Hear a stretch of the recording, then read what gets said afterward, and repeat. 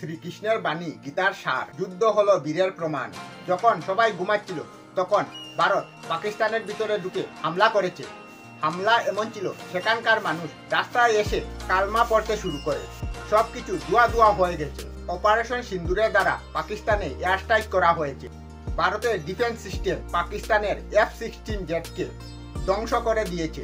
পাকিস্তান যে ফাইটার জেটের দম দিয়ে এই চিন্তা করছিল ভারতের সাথে যুদ্ধ করবে, ভারত এটাকে ধ্বংস করে দিয়েছে।